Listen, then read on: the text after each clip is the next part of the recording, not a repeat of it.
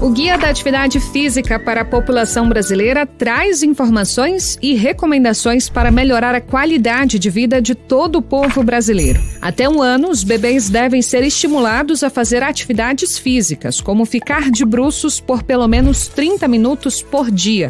Entre 1 e 2 anos de idade, as crianças devem fazer pelo menos 3 horas diárias de atividades físicas na forma de jogos e brincadeiras. Entre 3 e 5 anos, pelo menos uma dessas 3 horas diárias de atividades físicas deve ser de intensidade moderada a vigorosa, como natação, lutas, danças ou educação física escolar. Dos 6 aos 17 anos, a atividade pode ser parte da rotina. Pelo menos 3 vezes por semana, devem ser incluídas atividades de fortalecimento de músculos e ossos. Adultos e idosos têm recomendação parecida. Pelo menos 150 minutos de atividade física por semana, ou 75 minutos de atividades vigorosas. Para adultos, atividades de fortalecimento de músculos e ossos ao menos 2 vezes por semana são muito importantes. Para idosos, a rotina deve incluir atividades de fortalecimento e equilíbrio de 2 a 3 vezes por semana, em dias alternados. Isso contribuirá para prevenir quedas. Quanto mais cedo a atividade física se torna um hábito, mais benefícios para a saúde. O Guia de Atividade Física para a População Brasileira também traz informações para gestantes, pessoas com deficiência e educação física escolar. Para ver o guia completo, acesse o site do Ministério da Saúde ou consulte a Biblioteca Virtual da Saúde.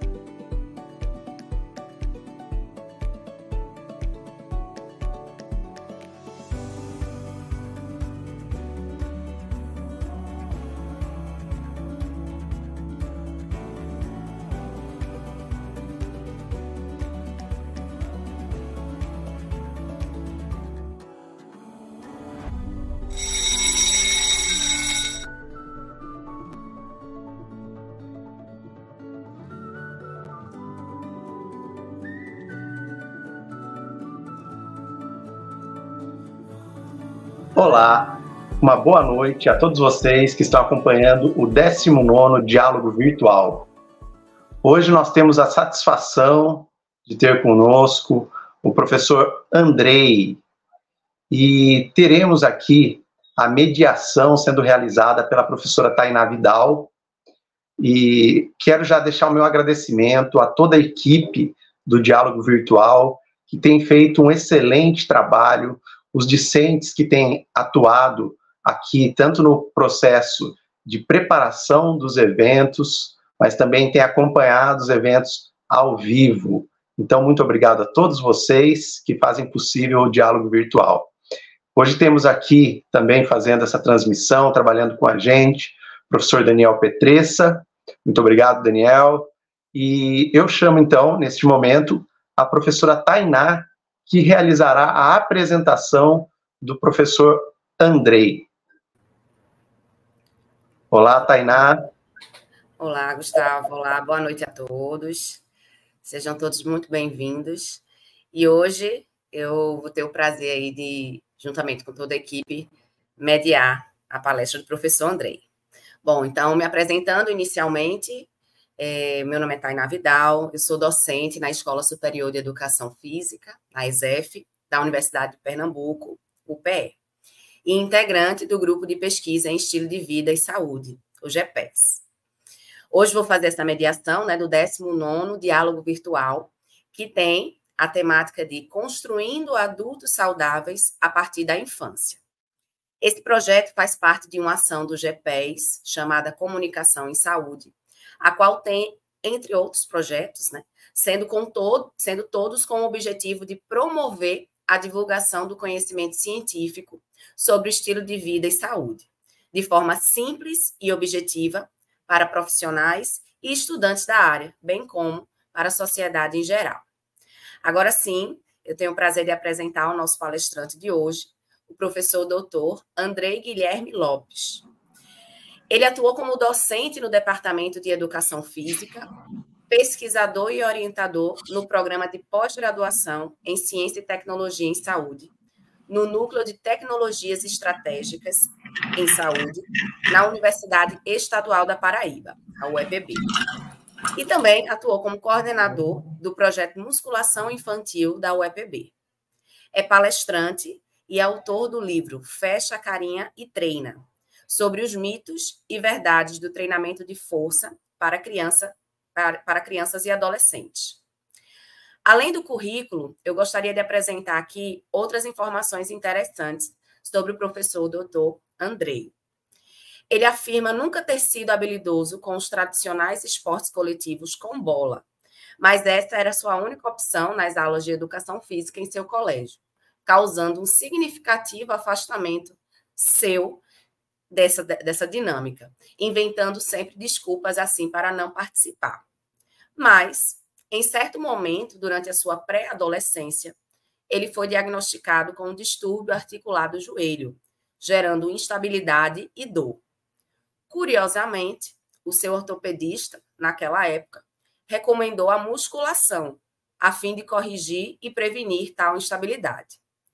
Esta atitude gerou espantamento, por ser a recomendação de musculação para uma criança de 9 anos. Foi a partir disso que Andrei resolveu seu problema de saúde, com o fantástico bônus de conhecer uma modalidade de exercícios na qual não precisava ser bom ou habilidoso, pois não havia comparação externa, e sim o seu desempenho comparado com ele mesmo. A consequência disso foi sua paixão pela educação física, que mesmo após a sua graduação, mestrado, doutorado e pós-doutorado, continua a mesma paixão que o motiva a levar o exercício físico divertido e prazeroso ao maior número de crianças possíveis. Professor Andrei, muito obrigado por aceitar o nosso convite e fique à vontade para iniciar a sua fala. Eu que agradeço, Tainá. Boa noite, agradeço, Gustavo. A gente rodar o Brasil para mais de metro, né? Porque eu sou do interior de São Paulo, fui conhecer o Gustavo lá em Londrina, aí eu vou para Paraíba, fico 12 anos na Paraíba, quando eu saio de lá o Gustavo está aí ainda, né? E a gente se encontrando a essa distância toda, né? Esse resumo que você fez mesmo. Eu passei 12 anos lá na UEPB, né? E eu sou meio maluco com ciclos, assim, não maluco com ciclos, mas eu sempre gosto de reiniciar as coisas. Então, depois de 12 anos, algumas orientações de mestrado, consegui progredir o programa lá para o doutorado, mas não cheguei a orientar. Tem os orientandos ainda que estão concluindo, né? Eu resolvi que estava na hora de vir para perto da família. E eu pedi exoneração da UEPB. Tá todo mundo louco lá no concurso na UEPB, tá tendo concurso com 3 vagas lá agora, né? O pessoal falando, tem 60 candidatos por vaga e você pedindo exoneração da tua, né? Eu falei, vamos dar vaga para quem está precisando, então. Né? Então, eu vou falar um pouco, eu vou puxar a minha fala. Eu gosto muito de trazer para a realidade, né? Eu sempre lutei muito dentro do meio acadêmico. Sei que o Gustavo também tem essa postura, né, que a gente se conhece faz tempo, da gente trazer o meio acadêmico para perto da população, né? Porque eu achava um saco quando eu estava na graduação, e eu ia numa palestra, eu ia para algum lugar, e as pessoas não relacionavam aquilo com a realidade. Eu acho que uma das grandes dificuldades que a academia acabou tendo, numa época mais antiga, por arrogância, né, quando existiam os catedráticos, né, que hoje acho que só a Espanha ainda tem os catedráticos, que se ele falar para você que comer macarrão é anabolizante, você tem que ficar quieto e não pode contestar. E aqui a gente teve essa época, não nesse nível dos catedráticos, mas dessa arrogância acadêmica, né, que ninguém poderia, você está contestando o fulano.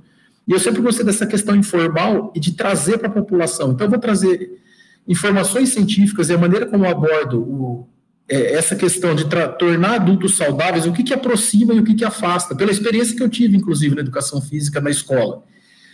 O que pode afastar uma criança e tornar um adulto sedentário que odeia exercício, o que pode fazer a criança se apaixonar por exercício, e os benefícios que esse exercício pode ter. E de como se pode abordar. Eu gosto muito, eu sei que tem os acadêmicos que acompanham, né, que eu assisti alguns dos encontros, como é que a gente pode trazer isso para a população, oferecer isso para a população, e, como eu sempre falava com meus alunos da graduação, principalmente os que queriam ser personal trainer, eu falava, qual que é o seu principal objetivo como profissional, como um treinador, como um personal trainer? E eles falavam assim, atingir os objetivos do meu aluno. Eu falava, não. Melhorar a saúde da sociedade. Eu, não. Formar atletas. Eu, não. O principal objetivo seu na sua profissão é ganhar dinheiro. Senão era caridade. Então, se você escolher uma profissão e vai trabalhar com ela, o seu principal objetivo... Como você ganha dinheiro? Fazendo um bom trabalho, atingindo o objetivo dos seus alunos, aí sim. Mas são meios. Então, eu gosto que ele consiga aplicar aquilo. Então, eu vou fazer essa abordagem assim de como... Por que e como, quais são os benefícios, como abordar, o que você pode conseguir, né? A gente tem pouco tempo, mas o que você pode conseguir com isso. Então, eu vou compartilhar minha tela aqui. Deixa eu pôr aqui, compartilhar tela.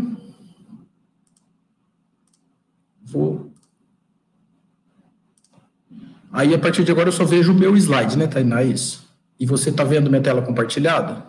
Isso, tudo certo, professor. Já beleza, estamos vendo a tela.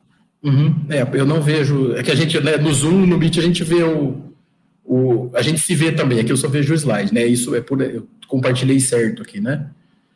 Tá certinho. Então, vocês são os primeiros a estar vendo o meu CREF de São Paulo, porque saiu hoje o número do meu CREF de São Paulo, que eu transferi para cá, né. Às vezes as pessoas perguntam, inclusive, falam, mas você está no meio acadêmico, por que você tem CREF? Porque eu também atuo particular, né, eu não atuo como personal trainer, mas eu atuo com mentoria, com consultoria, com a parte ergonômica na casa das pessoas, de adequar a casa à criança, desde as crianças dos 4 meses, eu vou falar um pouco sobre isso. Então, por isso, eu tenho o registro do CREF. Minha formação, né, eu já me formei da UEL, eu fui para Rio Claro fazer o mestrado, doutorado e o pós-doutorado. Sou de José Bonifácio, no interior de São Paulo. O pessoal lá da Paraíba falava para mim, acostumou com o calor do Nordeste? Eu falei, vocês não sabem de nada, vocês nunca foram para São José do Rio Preto, para José Bonifácio, nunca foram para esses lugares. Então, é quente. Não é abafado igual Recife, mas é quente. Musculação infantil, na UEL, eu comecei a trabalhar já no primeiro ano de curso, né, com o professor Arli, o professor João Júlio, e fui o primeiro contratado, quem é do fisiculturismo, da musculação de alto nível em atletas, já ouviu falar da Ironworks Gym, que era do professor Valdemar Guimarães, em Londrina. Foi a primeira academia de alto nível, de musculação 24 horas do país. Eu fui o primeiro contratado, foi meu primeiro estágio. E esse projeto de musculação infantil e Ironworks fizeram com que eu me apaixonasse pela musculação para crianças, principalmente, mas pela musculação em geral, que eu já praticava há algum tempo. Sobre minha atuação na UEPB, o Gustavo já falou, né? Então, isso eu somo aí 22 anos de treinamento de criança, mais especificamente musculação infantil. A gente se sente velho enquanto essas coisas, mas ainda bem que tem o Gustavo, que era novinho e hoje é doutor já também, então o professor Gustavo não deixa eu me sentir velho sozinho. A Fran, né, a professora Fran, foi minha veterana da faculdade também, então estamos juntos nessas décadas. As duas principais conquistas nesse período que eu treinei as crianças. O livro, que o Gustavo citou, né, que você citou, Tainá, que eu escrevi em conjunto com o professor Valdemar Guimarães, eu fui o autor, ele foi o colaborador. Esse livro é um compilado de perguntas, as perguntas que são 100 perguntas, as perguntas que eu mais recebi sobre a criança treinar a força. Então, ele é um compilado de perguntas respondidas, que serve tanto para pais que têm dúvidas sobre o exercício para a criança, quanto para treinadores que querem conquistar mais alunos, querem treinar os filhos dos seus alunos, ou próximos desses alunos. E a segunda conquista, que isso aqui para a educação física eu acho uma coisa incrível, eu tenho muito, muito, muito orgulho disso. Eu passei um bom tempo debatendo com a Sociedade Brasileira de Pediatria, porque nesse site, nessa sessão, que curiosamente chamava Sessão Científica da Sociedade Brasileira de Pediatria, tinha essas perguntas. Crianças podem fazer musculação? Pode trazer benefícios? Tem riscos? Essas perguntas. Em todas as perguntas, dizia que não, que é perigoso, que a criança não pode treinar força, que a criança não pode fazer exercício intenso, que a criança não pode fazer exercício com intensidade, que nem o peso do próprio corpo, contradizendo quem? Colégio Americano de Pediatria e os últimos 30 anos, 40 anos de ciência. não existe um único artigo publicado relatando ou insinuando ou constatando qualquer risco da criança fazer treino de média a alta intensidade. E eu debati muito, e um dia, de surpresa, né, alguém veio me avisar que havia mudado após esse longo debate e cansativo debate. E a gente conseguiu fazer com que a Sociedade Brasileira de Pediatria mudasse isso. Já há algum tempo, os pediatras, a maioria dos pediatras, não falavam contra a criança fazer treinamento de alta intensidade ou moderada intensidade. Porém, endócrino pediatras, toda semana eu tinha um relato de mãe que falava, vai começar um tratamento hormonal para crescer, então não pode mais fazer exercício de moderada e alta intensidade. Principalmente força. E é um absurdo, uma afirmação sem qualquer embasamento. Me surpreendia, só os endócrino-pediatras. No que a Sociedade de Pediatria mudou esse posicionamento, eles passaram a não condenar mais. Um ou outro desatualizado lá que insiste, mas isso a gente tem na nossa área, né? Hoje, os principais críticos do treinamento de crianças que eu tenho são os colegas de profissão, infelizmente, mas isso é algo que a gente lida e não briga, porque informação não se dá por imposição, se dá por conquista, né? Sempre pergunto se a criança consegue manter o foco, né? Então, durante o treinamento. Esses 3 exemplos, essa primeira menininha com os pesos fazendo o desenvolvimento, foi o primeiro dia de treino dela, ela totalmente focada e olhando olhos nos olhos do treinador, sem qualquer risco de acidente. O pequenininho do meio, carta fora do baralho, porque com ele não há concorrência, porque hoje ele tem 11 anos, aí na época ele tinha 9. Ele é o Felipe Cobra, ele é filho do Macarrão, que é do MMA, que é conhecido na área do MMA. Esse menininho com 10 anos já era bicampeão mundial de jiu-jitsu, então ele é um atleta. Atleta não é um ser humano, não é outra raça, é um ser superior. E essa menininha, que eu gosto mais, é o exemplo que eu mais gosto sobre crianças estarem treinando focadas, essa de blusa laranja, isso aí foi um curso em Palmas, Tocantins. Ela é filha de uma das organizadoras, ela nunca havia pisado, com 12 anos, ela nunca havia pisado numa sala de musculação, e uma parte prática de um curso meu lá foi fazer um treino completo com ela, um exercício por grupo muscular. E tinha 150 pessoas fazendo perguntas durante o treino, a academia estava aberta, então havia barulho, som, e mais 150 pessoas em círculo em volta da gente, fazendo perguntas. Em momento algum ela deixou de olhar para mim, nem quando eu estava respondendo uma pergunta para alguém. Então as crianças treinam focadas tranquilamente, sem ser obrigadas, com total prazer. Benefício da capacidade funcional, na capacidade funcional das crianças treinarem. Melhora a força, né? Principalmente se for um treino de força específico, mas melhora a força, melhora a flexibilidade, com mais flexibilidade, menos lesões, com mais força, ela vai se predispor a fazer atividades de mais força, aí a gente já começa a conquistar. Por quê? Aonde que melhora, apesar do principal mito do treinamento, no caso do treinamento de força, o principal mito, a principal crítica é que vai parar de crescer, a pessoa que fala, principalmente se for para alguém da área da saúde, que vem me falar, ou vem falar para vocês, que a força, né, vai fazer parar de crescer, não estudou o mínimo do mínimo de fisiologia humana, o mínimo, porque não sabe como se dá a absorção de cálcio, que a tensão, compressão e tração óssea aumenta a absorção de cálcio. Por quê? Porque o nosso corpo sempre quer se prevenir. Tanto é que quando a gente treina força, os tendões se fortalecem antes da musculatura, antes das fibras. Por quê? Para você conseguir fazer mais força com os seus músculos, tracionar mais peso, compensa num guindaste. Você precisa de um cabo de aço forte antes de aumentar o motor, senão o cabo de aço vai arrebentar. Então, nosso corpo sempre se previne, né? Tá aí a manobra vagal, né? Quando você vai levantar, que escurece a vista. Nosso corpo sempre quer se prevenir. Então, para se prevenir contra a tensão gerada na força, nossos ossos ficam mais densos. Então, melhora a densidade óssea. Flexibilidade, menos lesões. A criança é mais forte, mais flexível, tem mais mobilidade, não só mobilidade de amplitude, mas mobilidade de conseguir experimentar e vencer desafios. Ela se desafia mais. Então, ela tem o melhor desempenho nos esportes, tem mais equilíbrio, participa de brincadeiras que antes ela tinha medo, ou tinha vergonha, ou tinha receio, é mais ágil, porque o que é agilidade? Mudar de direção com a menor desaceleração possível, com a melhor eficiência possível. Força é fundamental. Autoestima, vai lá para cima, porque participa mais das brincadeiras, a melhor autoconfiança. Vou mostrar uma foto depois de um exemplo de um menininho que eu treinei, vocês vão ver o que é. E eu vou falar de como a gente conseguiu mudar a vida dessa criança para sempre, eu tenho certeza, com 6 meses de treinamento. E não foi por causa do desempenho físico, foi por causa da autoestima. Todas as crianças que eu treinei na vida, eu treinei quase 4.000 crianças até hoje, somando projetos e particulares e voluntariados e tudo mais.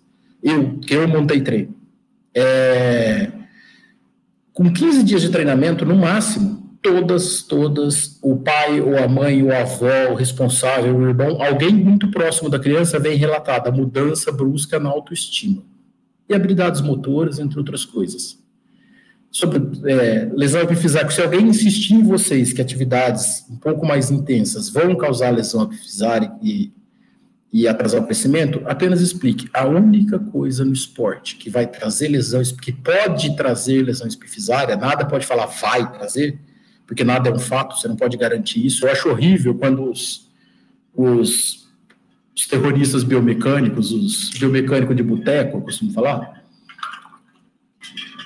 vem com aquela, este exercício lesiona. Quando você faz uma afirmação dessa, e vocês no mercado de trabalho não usam esse tipo de afirmação, quando você fala tal exercício lesiona, você está afirmando que todas as pessoas que fizerem aquele exercício em qualquer situação vão se lesionar. Isso é impossível. Nem uma martelada no dedo, se eu pegar 10 pessoas e dar uma martelada no dedão de cada um, eu vou garantir que todas vão ter a mesma lesão no dedão. Todos vão sentir dor, mas lesão, um vai ficar com a unha preta, outro vai quebrar o dedo, outro não vai acontecer nada, outro... Então você nunca afirma, assim como em pesquisa a gente não afirma tal pesquisa, tal estudo provou tal coisa, ele constatou. A gente também não pode dizer que o exercício vai lesionar. Pode fazer mal? Assim como a água. A água você não consegue viver mais do que 72 horas sem ela, sem ter lesões permanentes dos rins, principalmente, e você pode morrer afogado. Então, tudo deve ser feito da maneira correta. Então, o mau uso, igual as pessoas, né, na musculação, a gente convive com um grande número de pessoas que ironizam e criticam muito o crossfit. A alegria de fisioterapeuta, crossfit machuca. Se o crossfit machucasse tanto, a gente teria tantos boxes de crossfits lotados, e que você chegando nessas turmas, você perguntando qual porcentagem de lesão, é baixa. E se você não gosta do crossfit, nunca fez o crossfit, você não tem conhecimento prático para criticar. Se você fez e não gosta, deixa quem quer fazer. Né? É uma modalidade que chegou, é uma opção a mais de exercício físico. O crossfit, assim como o beach tênis, chegou, virou moda, virou febre, passou a febre e ficou quem faz um trabalho melhor. Quem atende bem ou quem faz um trabalho melhor. Tem os treinadores ruins? Tem, mas em qualquer área. Porque as crianças devem treinar. Hábitos. É só vocês, como adultos. A gente não precisa se colocar nem no lugar da criança. Vocês, como adultos. Todo mundo já passou por alguma fase em que você está treinando e aí você para de treinar, passa um tempo sem treinar, seja por trabalho, porque está lá concluindo sua dissertação, sua tese, seu TCC, ou porque está fazendo 2 estágios mais a universidade. Por N motivos, que todos são justificáveis. A gente nunca deve criticar alguém sem saber o contexto. Nessa fase que você parou de treinar, você relaxou na alimentação. Tem N estudos mostrando que se você, no período em que você está praticando exercícios físicos, você também se alimenta melhor. Quem treina regularmente, eu treino desde os 9 anos, eu treino força, nunca gostei de treinar hipertrofia, eu treino força desde os 9 anos de idade, né? 10 eu comecei. No 9 foi recomendado, demorou 1 ano para eu achar uma academia que permitisse. Até hoje, se eu paro uma semana, tem uma semana que eu vou viajar mais para curso, que eu tenho mais banca, alguma coisa assim, até hoje eu relaxo na alimentação durante o período de essa semana que eu não treino, eu como mal. Então, hábitos. Atividade física te gera hábitos em cadeia. A família toda treina bem, tem um estudinho que mostra isso até. Esse estudo fala sobre obesidade infantil. Então, a pergunta principal do estudo era: qual a principal causa de obesidade infantil? Foi no México esse estudo, vou mostrar ele aqui. A principal resposta era sobre alimentação. É esse estudo aqui, ó, de 2015, mas excelente. Hábitos alimentares, atividade física, sedentarismo, estilo de vida, em crianças eutróficas, né, dentro com a composição corporal esperada, e crianças obesas de escolares, são escolares. Olha aqui. De 6 a 12 anos, 202 obesas e 200 eutróficas, né, com peso normal. Questionários de alimentação, atividade física, sedentarismo, hábitos diários, estilo de vida aplicados às crianças e família. Esse estudo gerou 4 artigos, mas esse é o principal. O resultado, que surpreendeu na época, né, ao ser comparado com esse questionário, os pesquisadores. A alimentação, as obesas ingeriam menos 270 quilocalorias. Os obesos comiam menos. E não são 270 calorias, são 270 quilocalorias. O único lugar, todo lugar vem quilocalorias. O único lugar que tem caloria é na embalagem de chocolate, para falar que você come menos, né? Para dar a impressão que você não comeu tanto. E na esteira, né? Aquelas aulas que eu falei, engana mais que palhaça de coach. Que fala, nossa aula queima 80 calorias. 80 calorias não é uma barrinha de cereal, né? Agora, se fossem quilocalorias, aí sim. Porém, apesar de comer menos, essas crianças obesas tinham um estilo de vida significativamente piores. Aonde, por exemplo, elas participavam apenas na aula de educação física e não participavam de nenhuma outra atividade física disponibilizada na escola. Uma coisa que o peso da família nisso, né? Essas crianças, a maioria dos obesos, eram os mesmos que não levavam lanche de casa. Poxa, a criança chega na escola com o dinheiro. Existem produtos que são feitos para atrair as crianças, assim como para os adolescentes, né? Por que o Doritos tem muito, às vezes as pessoas, né, você para pensar, o Doritos lá, o salgadinho, tem muito mais tempero, um tempero muito mais forte do que o Cheetos, do que o Fandangos, não que o Fandangos arranca o couro da boca, né? Mas o Cheetos, os outros salgadinhos da Hellmann's Chips. Por quê? Porque ele é direcionado ao público adolescente, e o público adolescente gosta de sabor intenso. Então ele é feito para atrair o adolescente, o cheiro e o gosto. É uma coisa criança.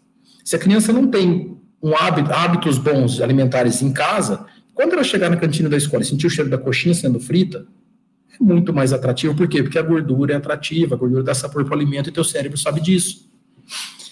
E ele vai te sabotar daí, porque ele quer o mais gostoso. Ele não quer saber o resultado daquilo, ele quer o prazer. E se é mais gostoso, gera mais prazer. Então, para a criança, funciona assim. As que levam de casa tendem a levar alimentos mais saudáveis do que os que compram, se alimentar melhor. Essas crianças obesas também não têm, a maioria das famílias não tem o hábito de almoçar e jantar em família. Por que o hábito de almoçar e jantar em família faz tanta diferença? Usando o exemplo do Brasil, né? Não sei os hábitos alimentares do México diários, né? Sei as comidas típicas, mas não sei os hábitos diários. Se você fez arroz, provavelmente você vai fazer feijão. Ou vai ter algo que faça o papel do feijão. Você vai ter uma proteína, que seja ovo, mas você vai ter uma proteína. E você vai ter uma saladinha, que seja um tomate fatiado, mas vai ter. Então, famílias que sentam para comer em família se alimentam melhor. Curiosamente, na sequência desse estudo, teve um outro que eles implantaram hábitos saudáveis nessas crianças obesas. Quase todas, a família melhorou também todos os hábitos. Porque você quer mudar uma sociedade, trabalhe com as crianças. Então, se a gente quer uma sociedade mais saudável, trabalhemos com as crianças. Por quê? O exemplo disso eu vejo o meu irmão. Meu sobrinho hoje tem 15 anos. Quando ele tinha 7, 6, a idade do meu filho, do Joaquim, o Joaquim tem 6, ele teve educação com reciclagem. E aí passou a implantar reciclagem na casa dele. Meu irmão um dia escapou. Meu irmão foi jogar uma tampinha de garrafa de cerveja no lixo do reciclável e caiu da mão dele e caiu no outro. Ele tomou uma bronca de 10 minutos do meu sobrinho. Um pai que fura o sinal, que passa no sinal amarelo, que fura o sinal, que anda na contramão. Se ele fizer educação no trânsito na escola, o moleque ou a menina vira um inferno dentro do carro quando ele fizer coisa errada. Então eles educam, as crianças educam a família, eles cobram a família.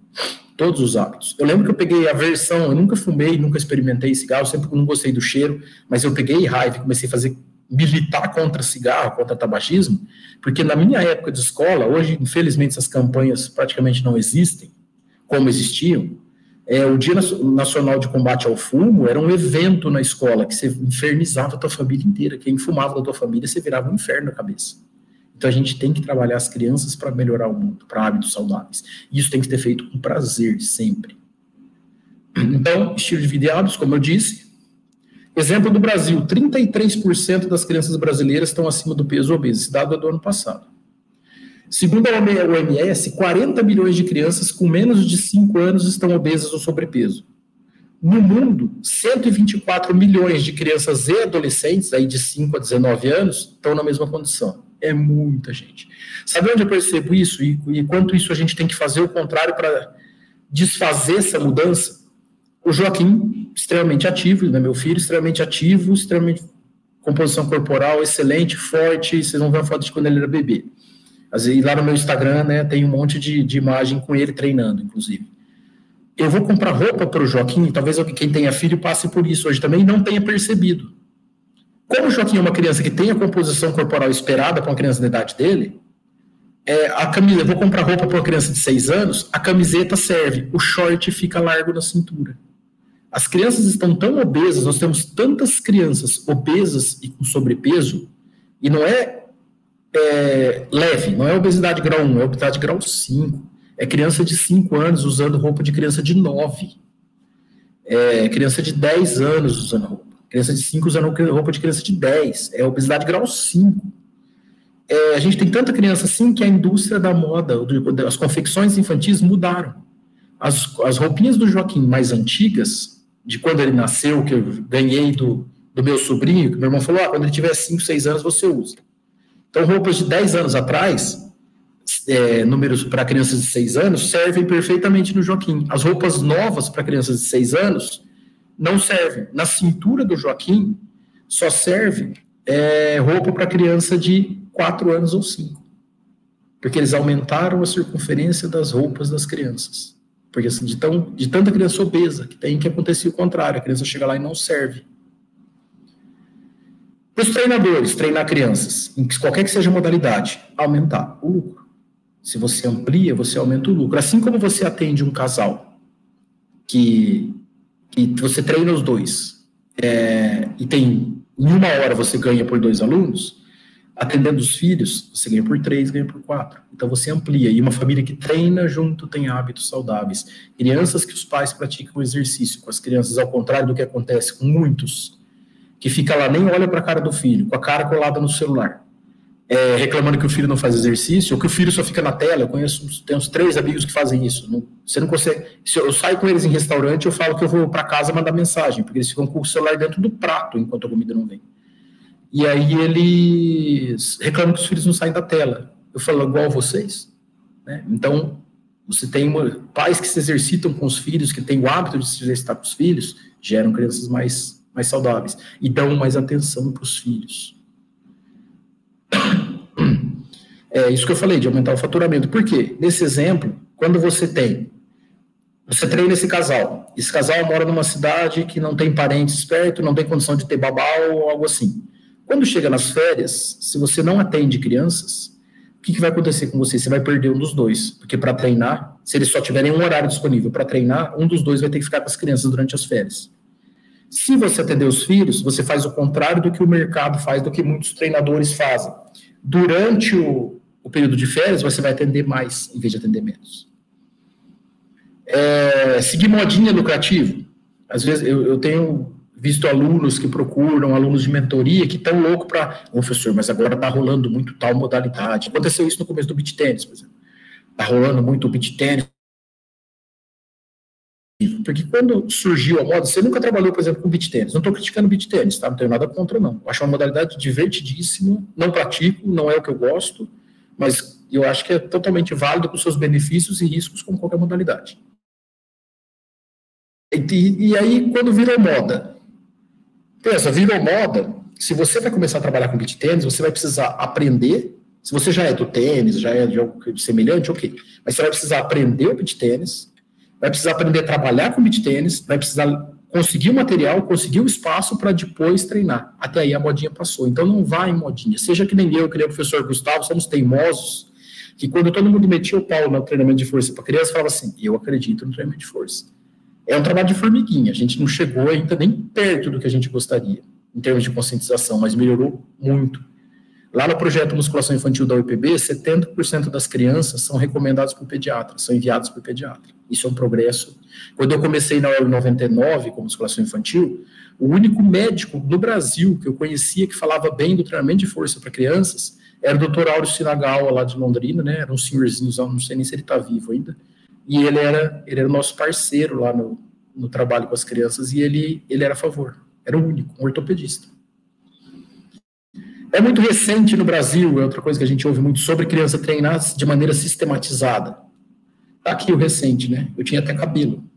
De 99 a 2003, eu atuei no projeto Musculação Infantil. Aqui esse grupo de pessoas de frente aqui, agachados, e em pé comigo, é o primeiro grupo de estagiários que a gente teve.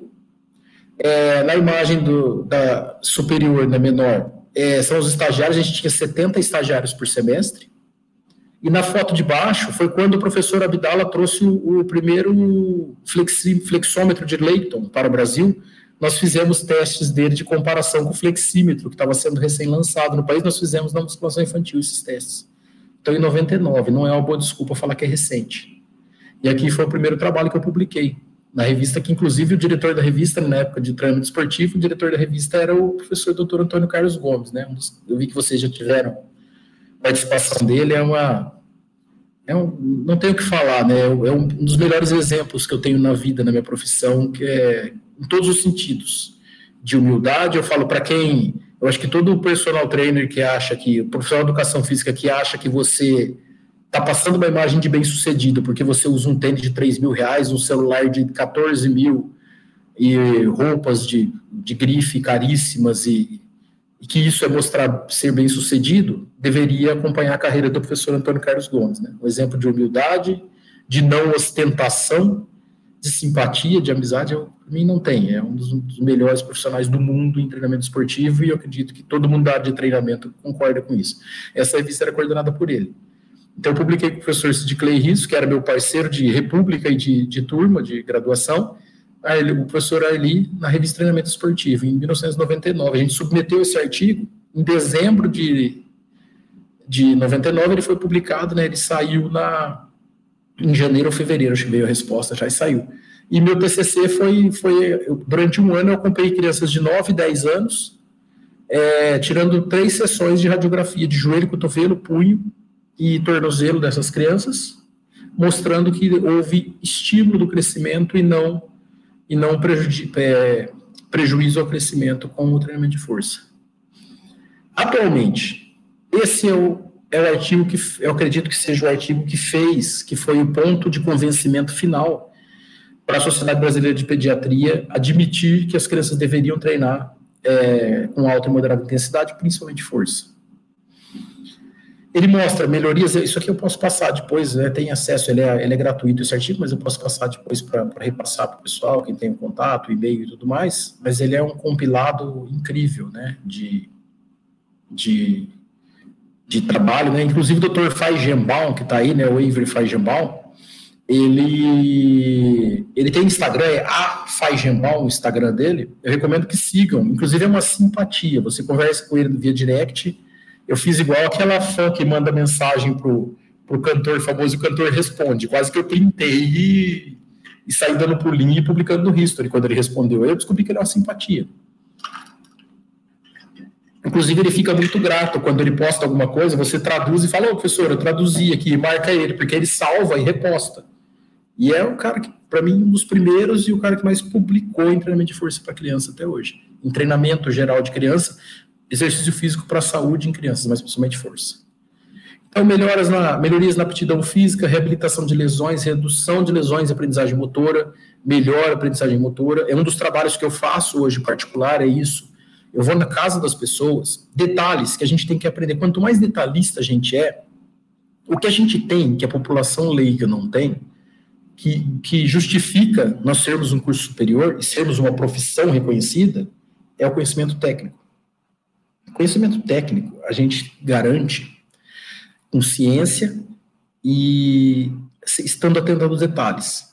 Por exemplo, uma das coisas que eu faço com bebês que engatinham já, na consultoria que eu dou na casa das pessoas, na adequação ergonômica da casa à criança.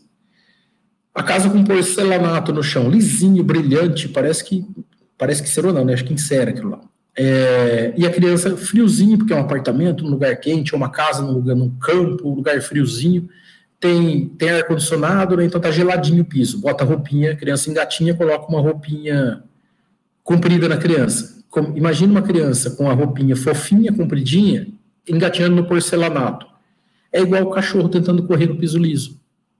Então aí isso gera uma inadequação motora para a criança, uma dificuldade motora para o engateamento da criança. Fortalece mais, é bom para isso, mas dificulta o desenvolvimento motor. Então eu passo estratégias para os pais, beleza, é porcelanato, você não vai trocar o piso da tua casa por causa do teu filho desenvolver, e você não vai deixar teu filho com frio. O que a gente pode fazer nos joelhos dessa criança, onde apoia, para ela engatinhar, para ela deslizar menos? E aí eu tenho algumas estratégias que eu coloco que os pais, com pequenas mudanças na roupa da criança ali, detalhes adicionados ali, a criança para de patinar na hora de engatinhar. E a gente, criança, desenvolvimento lá para cima. Como estimular? Porque como é que começou esse trabalho que eu comecei com as crianças, com os pais? Porque todo mundo vira para os pais, igual quando tem filho, quem tem aí que já teve filho, principalmente as mulheres, que já, quando são mães, todo mundo sabe qual é a melhor maneira de você amamentar, todo mundo sabe qual é a melhor maneira de educar, o que você tem que oferecer, o que tem, né? Todo mundo sabe tudo da vida do teu filho, menos como se você não soubesse nada, que é a pessoa que tem que tomar todas as decisões. Acontece a mesma coisa com o desenvolvimento. Todo mundo fala para os pais, não, porque tem que estimular, e ninguém conta para os pais o que é estimular. Então, até detalhezinhos, eu mostro para os pais como que brinquedos ele tem, esses. Aí tem criança, eu peguei uma criança de 1 ano e meio, a criança tinha, 1 ano e meio, não lembro ao certo, a criança tinha mais de 100 brinquedos educativos. Isso aí é na loja de brinquedo educativo. Mas era inadequado. Tinha muito brinquedo inadequado. Então, assim, é igual pegar lá a galinha pintadinha lá. É educativo? Tem propósito educativo? Tem. Educa? Não. Por quê? Excesso de informação. É muita cor, é muito som, é muita música, é muita imagem, é muita velocidade de imagem, e a criança não consegue prestar atenção em nada. É a mesma coisa de quando você oferta 10 brinquedos ao mesmo tempo, deixa o armário de brinquedo todo disponível para a criança. A brinquedoteca, tem casa que tem brinquedoteca, né, que você vai entender que tem um quarto que é uma brinquedoteca. A criança chega de frente para aquilo, ela não brinca por mais de 3, 4 minutos com nada, porque é muita distração. Então, quantos brinquedos você oferece de cada vez para a criança? Que tipo de brinquedo em cada momento? Isso tudo, você está construindo um alicerce que vai fazer a criança passar a gostar, porque estimulou. Se estimulou, desenvolve. Desenvolveu, ficou mais fácil. Se fica mais fácil, é mais prazeroso. Por que o nosso amigo lá, fisiculturista não profissional, que o marombeiro de academia lá, já tive e tenho vários alunos assim, por que será que ele vai com aquela regata minúscula e com a calça para treinar? Porque a panturrilha dele parece uma panturrilha de cachorro. A perna parece uma vara do pescar, a panturrilha. Porque isso quer dizer o quê? É onde ele é pior, é onde ele deveria se empenhar mais. Mas é muito mais prazeroso, ele vê muito mais resultado aonde ele é bom, que é superior. Estou generalizando aqui, fazendo uma brincadeira, tá? Não estou falando que todo fisiculturista tem panturrilha de cachorro. Então, ele treina mais pesado, mais forte, aonde ele gosta mais, onde é mais prazeroso. Então, eu tenho que fazer a criança, tornar o exercício prazeroso para a criança. Por isso que a educação física na minha época, não sei se chegou a ser a época do professor Gustavo, que é bem mais jovem que eu, afastava tanto a educação física. Por quê? Era 3 dias por semana, 1 hora cada dia. Isso era ótimo. Era, né, comparado ao que é hoje, era gigantesco. Porém, era futebol, vôlei e basquete. Um dia cada coisa. Só jogava que era bom. Então afastava. Não era prazeroso para quem não é habilidoso. Esse artigo também traz que vai além da musculação. Recomenda-se ampla variedade de movimentos e utilização, inclusive, do peso corporal, evitando o declínio da aptidão muscular em crianças e adolescentes. Então, tem que vivenciar. Aí, quando alguém vem e pergunta pra gente, todo mundo trabalha com criança, principalmente com força, ouve muito isso. Por que você acha que força é melhor? Nunca disse isso. É uma opção a mais. A criança deve vivenciar o maior número de experiências possíveis. Por quê? É igual aprender um instrumento. Todo mundo vai no violão, porque o violão é barato, tem em qualquer lugar. Mas se a criança tivesse a oportunidade de vivenciar, experimentar vários instrumentos musicais, com certeza, tenho certeza, eu toco alguns instrumentos, uma meia dúzia de instrumentos, por gosto mesmo musical, é minha diversão, E todos os instrumentos, tem instrumentos esquisitos que eu toco que não são comuns a ter à mão, como, por exemplo, flauta transversal, eu toco, saxofone, eu toco. Ninguém toca isso na minha família, mas foi oportunizado que eu vivenciasse. E eu descobri que eu gostava desses instrumentos também, além dos instrumentos mais tradicionais. Então, o esporte é a mesma coisa. Se ela tiver a oportunidade de vivenciar mais, claro que tem a questão do ambiente em que ela vive, né? Então, uma criança canadense tem muito mais chance de vivenciar o hóquei no gelo do que uma criança aqui da minha região de São José do Rio Preto, que não tem gelo. Então, tem essa questão cultural e ambiental. Mas dentro do teu cultural e do teu ambiente, você tem uma opção gigantesca de se experimentar. Pode treinar à vontade, desde que técnica e supervisão sejam adequados. E a aderência e permanência é gigantesco em adolescentes e crianças. No treinamento sistematizado e individualizado, principalmente. Por quê? Porque elimina aquilo que acontecia no esporte coletivo quando eu estava na escola, que era aplicado de maneira incorreta. Então, nada contra a iniciação esportiva precoce, para mim, é vital para o esporte. Mas deve ser feito da maneira adequada, e não da maneira em que você já seleciona quem é bom, que afasta as pessoas que mais precisam da iniciação. Os ganhos são atribuídos principalmente a mecanismos neurofisiológicos, né, por uma questão principalmente hormonal. Esse Colégio Americano de Pediatria recomenda, inclusive, incorporar o treinamento de força na educação física escolar junto com outros programas de esporte e recreativos. Sempre, aqui fala, ele sugere que em certas situações consulte um médico especializado. Para mim, o médico sempre tem que estar junto. Eu nunca atendi uma criança, um adulto, um idoso, ninguém de idade nenhuma sem ter uma declaração do médico dizendo: não há riscos clínicos que possam impedir ou tornar um risco a prática de exercício físico. Por quê? Para não acontecer o que acontece às vezes que você vê no jornal. Mas o médico não fez um check-up dele, não examinou. Problema dele. A partir do momento que o médico te dá uma declaração de que não existem riscos ou impedimentos clínicos para a prática de exercício físico, o médico está assumindo, se o cara tem um problema cardíaco, seja no caso de um adulto, e o médico não sabia e ele morreu na sua mão, com essa declaração fala: não, eu não entendo de doença, eu não entendo de diagnóstico de doença, diagnóstico clínico. Quem entende isso é o médico. O médico aqui, com CRM e tudo mais, deu essa declaração. Ele te isentou disso aí, porque ele é o responsável. E não é porque você está tirando da reta, não. É a responsabilidade do médico mesmo isso. Então, para que esse negócio, o médico, ninguém ficar brigando com o médico. Não.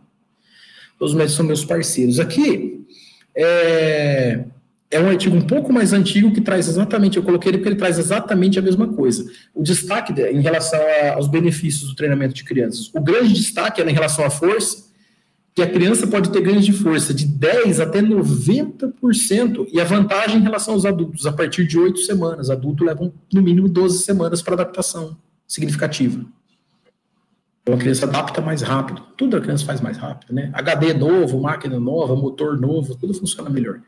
E esses artigos aqui, eu separei uma pastinha que eu vou mandar para repassar para quem tiver interesse depois, que trazem, são todos os artigos significativos, importantes, que trazem essas mesmas afirmações, inclusive do American College of Sports Medicine. Autoestima e autoimagem, composição corporal, eu já falei desses benefícios, idade mínima para se começar a treinar uma criança. Essa foto é o Joaquim com 4 meses. O Joaquim com 4 meses passou a ser estimulado a força dele em casa. Eu passei a estimular. Como? Vocês estão vendo aí? Esse brinquedo é aquele brinquedo que, se você for comprar, você olhando para ele como um leigo, né? Ele é um tapete com um arco e uns brinquedinhos amarrados. Só que isso não vende. Então, a indústria dos produtos infantis chama isso de arena de estímulos. Porque um tapete com um arco e brinquedinho custa o quê? R$50 custaria, né? Agora, uma arena de estímulos custa quase 500. Só que tem uma falha. Para mim, quem fez esse equipamento não tem filho, ou não estudou criança em desenvolvimento. Porque não existe esse elástico branco, esse escurinho, são elásticos. Elástico de roupa e elástico de cabelo. O brinquedo vem preso naquela cordinha amarela que está lá em cima. O que é a questão? A questão é que essa cordinha não estica. Então, não estimula, isso aí distrai a criança. Por quê? A criança é estimulada explorando, sendo estimulada a explorar. Como é que a criança explora? Pegando na mão e pondo na boca. Do jeito que isso aí vem de fábrica, não estimula. Então, com o elástico, o Joaquim conseguiu levar para a boca. Como ele conseguiu levar para a boca, ele tem uma contra-resistência. E foi assim que o Joaquim começou a fortalecer. Com esse tipo de estímulo, isso eu ensino os pais nas consultorias. Ele fortaleceu o braço, eu coloquei 2 elásticos diferentes para ele escolher qual ele preferia. Ele preferiu o branco, a resistência do branco. E aí ele passou a treinar força. Ah, mas treinar não é sistematizado. Não, não é, mas estimulou a força. Estimulando força, estimulou a conexão neural, melhorou a coordenação motora. Ele ficou com o tronco e membros superiores mais fortes. O que aconteceu? Ele conseguiu fazer o rolamento deitado, que é parte importante do desenvolvimento, para ele poder engatinhar, para ele poder sentar. Ele conseguiu fazer o rolamento antes do que ele conseguiria normalmente. Então, eu adiantei o desenvolvimento dele, dando o estímulo adequado. Depende do que é isso. O treinamento aí sistematizado, cognitivo, se ele entende as instruções, isso é o principal. O principal é a criança entender instruções, porque fisiológico, ele já tem total condição de treinar. Cronológico, histórico, né? Tem um filho do skatista, tem muito mais equilíbrio, porque ele brinca no skate com o pai. O filho de um atleta de artes marciais tem muito mais contato com artes marciais, então ele tem mais controle motor. Nível de desenvolvimento e nível comportamental. Comportamental envolve muito educação. Aqui é o Joaquim com 4 anos conseguindo fazer parada de flexão invertida no sofá de casa. E consegue. Hoje ele faz 15, por conta própria, nunca mandei ele fazer. Ele adora. A partir dos 6 anos, de maneira sistematizada na sala de musculação, com certeza. Crianças que têm o estímulo adequado desde pequena, como é o caso do Joca, meu filho, a partir dos 5. Altamente inclusivo, treinamento sistematizado, individualizado. Esse menino tem autismo, ele treina já há 4 anos no projeto Musculação Infantil da UFPB. Autista não verbal, a mãe ficou extremamente emocionada quando a gente aceitou ele lá, porque procurou vários lugares e a resposta comum era: a gente não atende esse tipo de criança. Quem trabalha com educação física adaptada, eu ouvi isso, dá vontade de dar uma voadora no pescoço do cara que falou, eu sei. Imagina a mãe, então, o pai que ouve isso. A mãe ficou emocionada porque a gente aceitou. E treina perfeitamente. Esse é o caso que eu falei. Eu não tampei o rosto dessas crianças, as crianças que aparecem, porque eu tenho autorização por escrito para usar em qualquer apresentação, curso e tudo mais, tá? Por isso que as crianças não estão não identificadas. Esse menininho, ele nasceu com uma má formação anatômica, que é o caso que eu falei da autoestima. Ele escondia a mão embaixo da camiseta. O que ele tem? Ele tem a mão normal. Funcionamento da mão normal. A mão é totalmente funcional, forte, coordenada, olhando a anatomia da mão é normal. A questão é o quê? Com 9 anos, hoje ele está com 14. Com 9 anos, ele tinha uma mão de 9 e uma mão de 6. Uma das mãos é pequena.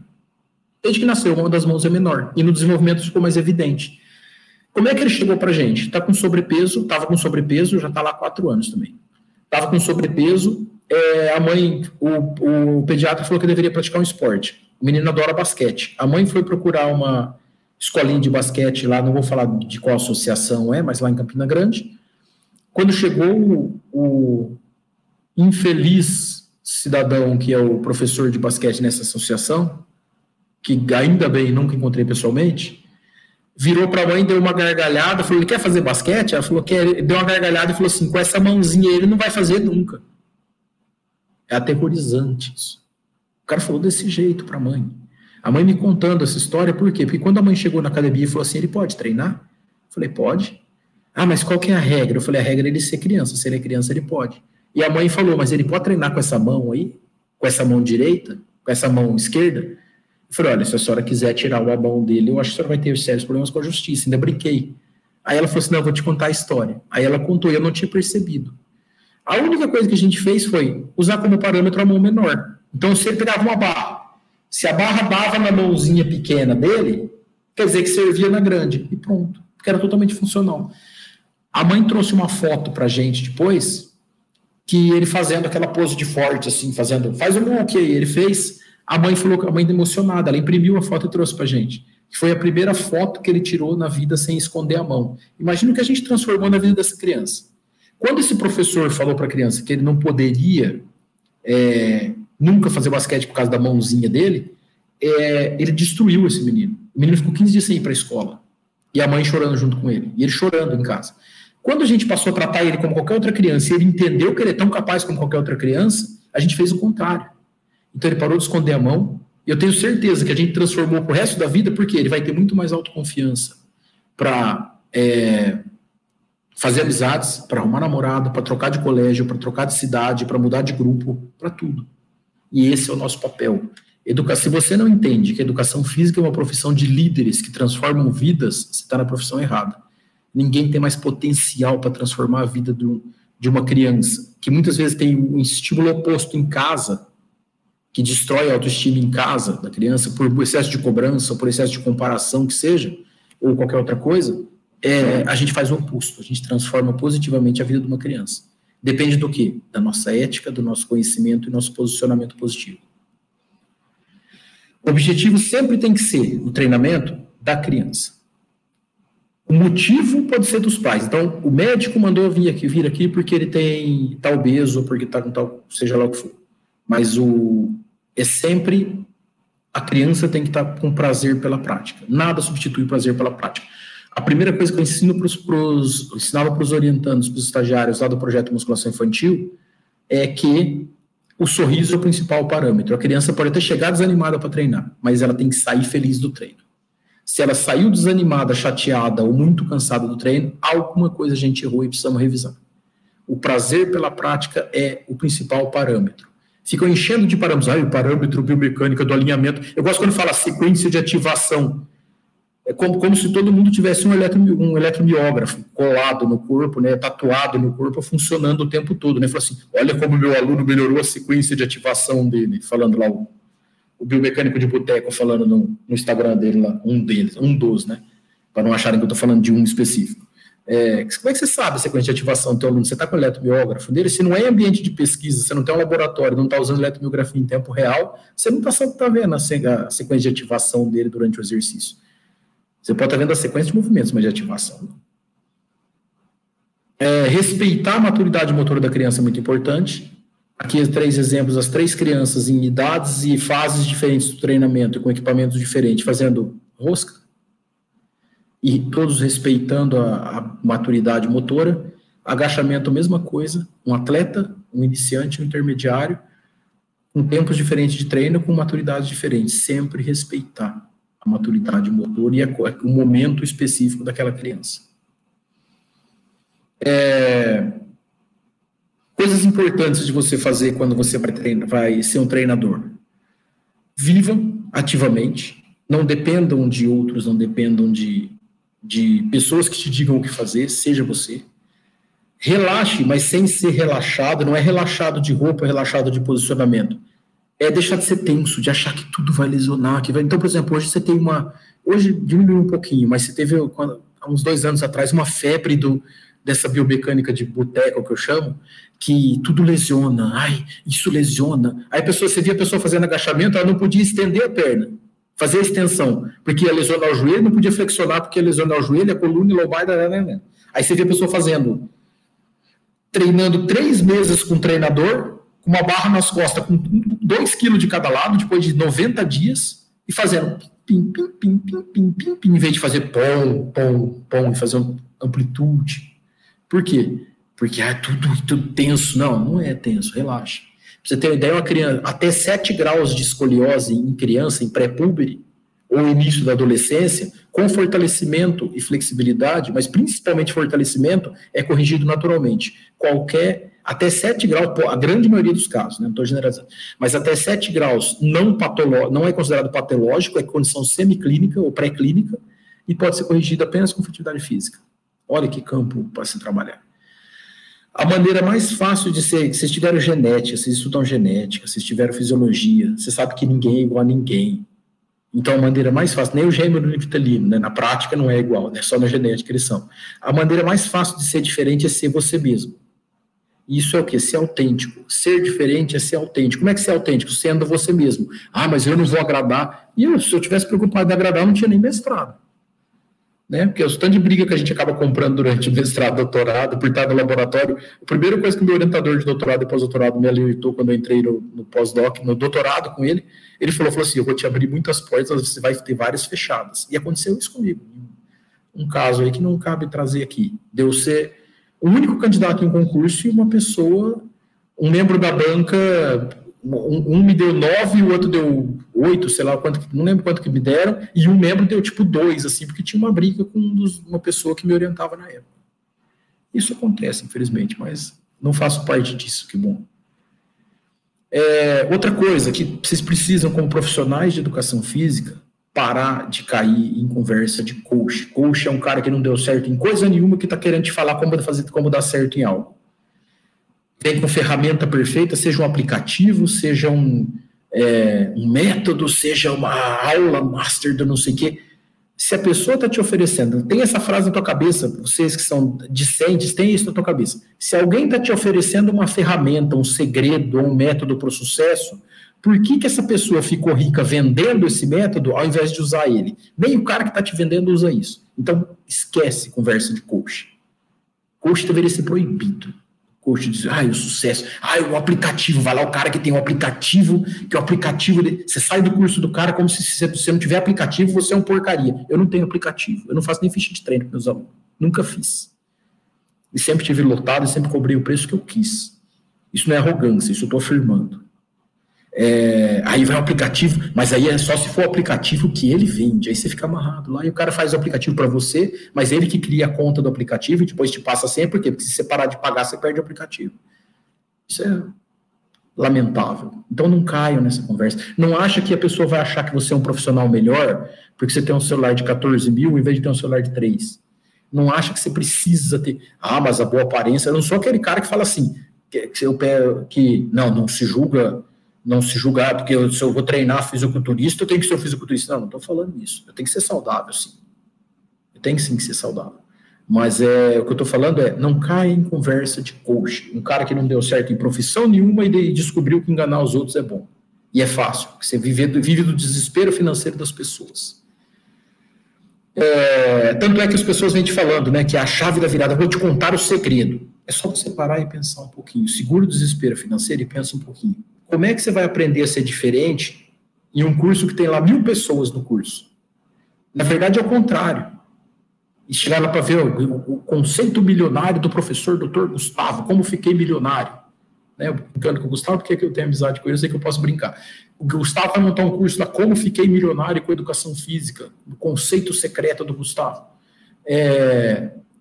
E aí vai contar o segredo, só que ele vai contar o segredo para 1000 pessoas ao mesmo tempo. Então, na verdade, é o contrário. Todo mundo que vai para um curso desse de segredo financeiro e sucesso, chega diferente e sai de lá iguais. Se acontece o contrário. Por que eu estou falando isso?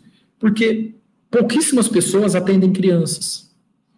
Eu tinha em Campina Grande uma lista de espera de crianças para treinar. Eu cobrava em Campina Grande das poucas crianças que eu tinha horário para treinar, o triplo quase do que se cobrava lá. Porque tem e não tem para quem recomendar. Então, a melhor maneira de você ganhar dinheiro não é fazendo o que ninguém faz, é fazendo nesses detalhes. Tem um monte de personal trainer, tem um monte de treinador, mas poucos atendem crianças.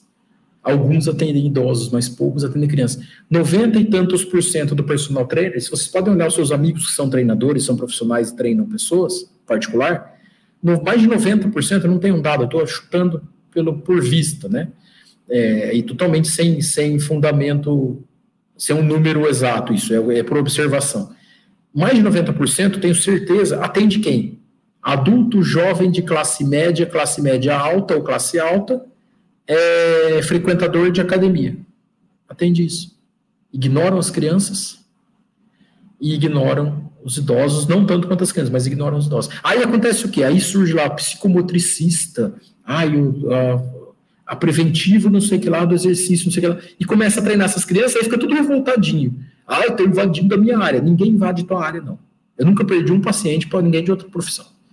Um cliente para ninguém de outra profissão. Eles só ocupam espaços que a gente está deixando para eles. As outras profissões só invadem nossa área quando são espaços que são nossos e a gente não está usando. Então, se a gente usar o nosso espaço e atender quem é o nosso público com o que a gente deve fazer, isso não acontece, não. Aqui alguns conselhos baseados no que eu vi, vivi, testei e aprendi. Sejam confiantes, as pessoas vão acreditar em você tanto quanto você acredita em você mesmo. Sejam verdadeiros e sinceros, não bajule, não puxe o saco de aluno para tentar conseguir aluno e não minta para ele, não prometa o que você não vai entregar. preço do seu produto é você que define. E não fala assim, meu cliente não vai fazer comigo se eu cobrar mais caro. Meu amigo, eu falo isso para os caras, eu falo assim, tem sabão em pó no mercado que custa R$40 e tem sabão que custa 5. Você escolhe se o seu critério é preço ou qualidade. Então você se acha melhor que o outro? Não, eu sei o quanto eu sou bom. Não sei se o outro é melhor ou pior, porque eu nunca treinei com ele. Mas eu te garanto que você não vai decepcionar comigo. Aprenda sempre com seus erros, com o que você tentou e deu errado, aprenda e evolua sempre. Na dúvida, testa. Se você não sabe se esse exercício vai funcionar com essa criança ou com esse cliente teu, testa. Você só vai saber testando. Isso é um dado real. Só 5% da população mundial trabalha com a profissão que escolheu. Seja um desses 5%. Se você não está trabalhando com o que você vai se dedicar. Você conseguiu deixar um monte de gente para trás que você conseguiu tua vaga na faculdade que você escolheu e no curso que você escolheu. Dentro desse curso, tem várias pessoas que desistiram, você conseguiu concluir. Então, você se empenhou tanto, foi tão difícil chegar onde você chegou, aproveita isso, curte. Pode mudar? Pode mudar, claro. Né? Todo momento. Pode descobrir que não era aquilo. Mas se você escolheu a profissão, não fica reclamando dela, não. Aproveite. Viva com prazer a tua profissão. Eu amo, eu não troco por nada o que eu faço. Venda para os seus potenciais clientes, não para o colega de trabalho. Hoje vocês são tudo viciados em rede social, é outra coisa, isso. O tanto de gente que eu vejo, o cara está trabalhando com fisiologia, vai lá e os posts do cara é uma palestrinha de fisiologia. E ele é personal, não é professor, não é acadêmico, não é, nem tem lá o Marcelo Science, por exemplo, que ele presta um serviço com informações sobre fisiologia que é legal. Eu gosto do Instagram dele, pelo menos. Mas tem cara que vai lá, o cara é um personal trainer, e ele fica postando uma palestrinha lá, uma aula de fisiologia no Instagram dele. Você vai nos comentários, só tem os amigos, isso aí, monstro, grande campeão, nossa, que fera, sempre certeiro, sensacional. O cara não está ganhando cliente nenhum. Se o teu Instagram é profissional, use o seu Instagram para o público que você vai atender. Certo? O meu Instagram é direcionado aos profissionais que buscam minha mentoria e buscam se aprimorar treinando crianças, não para pais e filhos. Para pais e filhos tem o Instagram do Projeto Musculação Infantil. O que conquista e mantém o cliente não é desconto, é atendimento e resultado. Cuidado com essa mania que tem, não sei se é em Recife também tem isso, mas lá em Campina Grande tem muito quero uma aula grátis experimental. Eu nunca dei uma aula grátis experimental. Primeiro que em uma aula você não tem conhecimento sobre isso. E o teu aluno, se ele fizer uma aula experimental com você, ele não vai virar teu cliente porque ele ganhou uma aula de graça. Ele vai virar teu cliente porque ele gostou do atendimento do teu método de trabalho. Bateu a química com você, bateu o santo. Então, ninguém ganha aluno dando uma aula de graça. E como é que você quer ser valorizado se o teu primeiro contato profissional com o teu aluno, você está mostrando que você trabalha de graça? Aí não dá, né? Mas é minha opinião isso, tá? Não estou falando, né? Siga a tendência, mas não vai na onda, né? Senão você vai estar sempre atrasado. E união é vital para qualquer profissão. Educação física é fraca em termos de profissão do mercado e valorização na sociedade. Na sociedade, eu digo lá no mercado de trabalho, trabalhando como personal trainer, por exemplo. Porque não é unido. Porque você vê ainda hoje o profissional lá atendendo e os outros cochichando no ouvido, falando mal do jeito que ele está executando, do jeito que ele está orientando o aluno, ou tirando foto e postando e fazendo ironia. Se o Joaquim resolver fazer educação física, eu descobri que ele segue uma página, por exemplo, como aquela saúde irônica, acho que era, não sei nem se existe ainda, mas que só fazia ironia sobre o jeito que as pessoas treinam, fazendo piadinha, ironizando, ridicularizando profissionais e pessoas. Acho que é saúde irônica. O que é triste é que essa saúde irônica, o dono dela é um doutor tão arrogante quanto a página e famoso. É claro que eu não vou falar o nome. O advogado dele deve ser melhor que o meu, então não vou falar o nome. É de um cara desses, famosos, arrogantes, um doutor que tinha tudo para ser um cara que eu respeito, mas não tenho o menor respeito por a postura. Se o Joaquim for fazer educação física e seguir uma página dessa, eu vou ter vergonha. E eu acho que qualquer profissional de educação física que se preze deveria ter vergonha de seguir páginas que ironizam a profissão e tiram sarro da profissão. E ao contrário, os caras seguem esse tipo de coisa. Então, isso é desunião.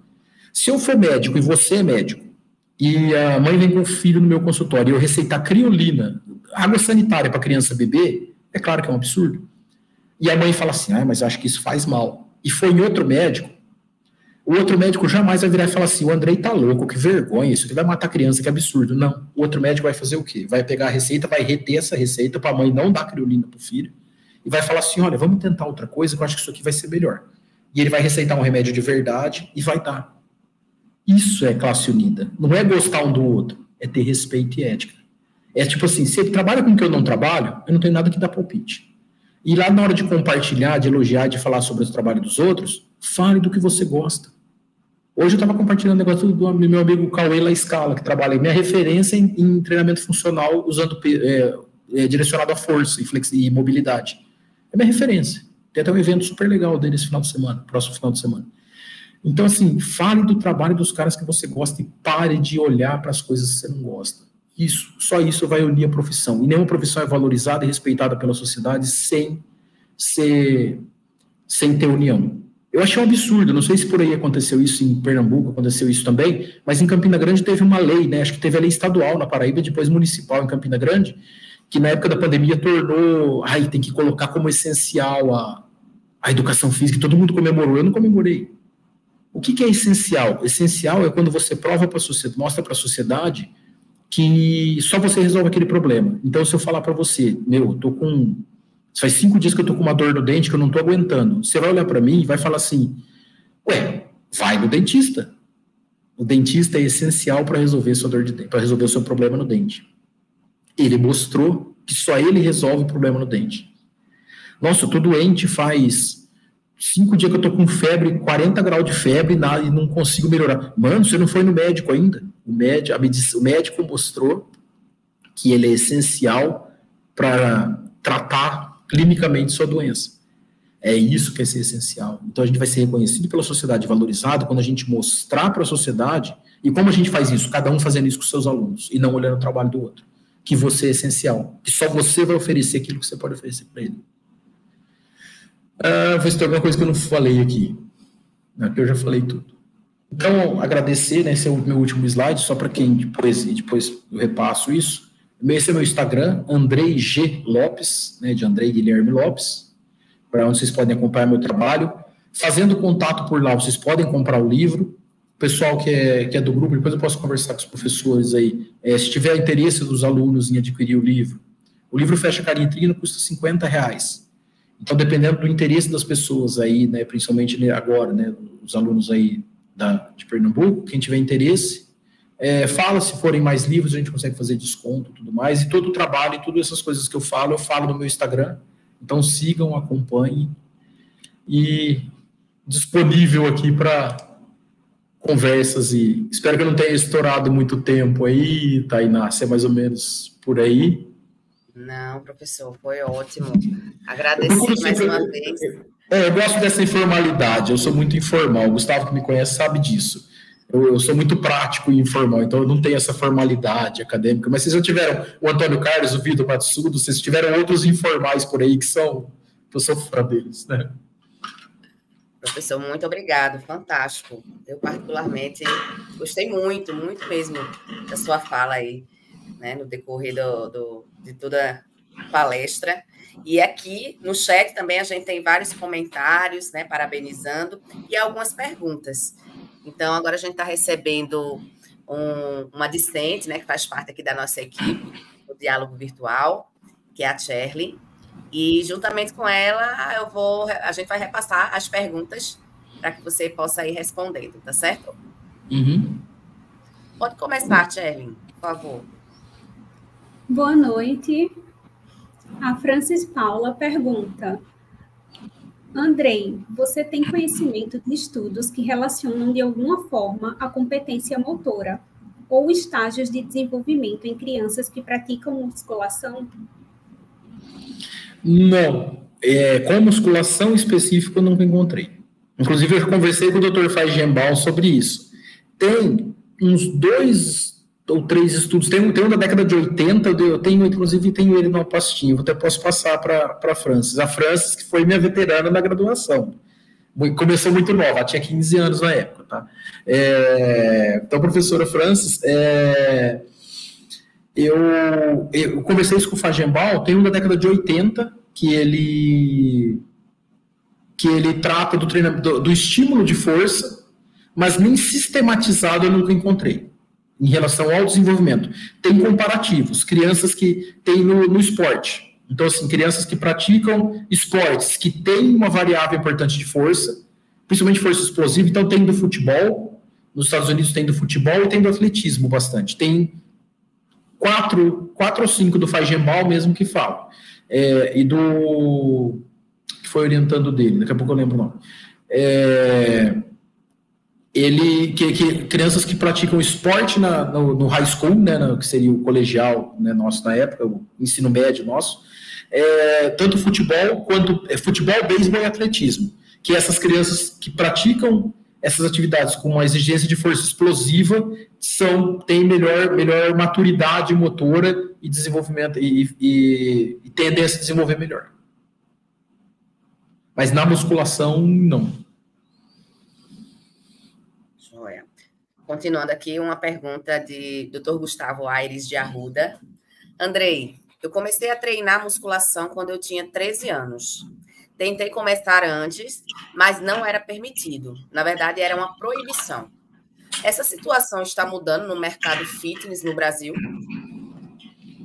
Nas academias pequenas, particulares, de bairro e de cidades menores, eu moro, né, eu falo sempre que eu estou em São José do Rio Preto, mas na verdade eu moro em uma chácara que pertence ao município de Guapiaçu. É uma cidadezinha do lado de Rio Preto.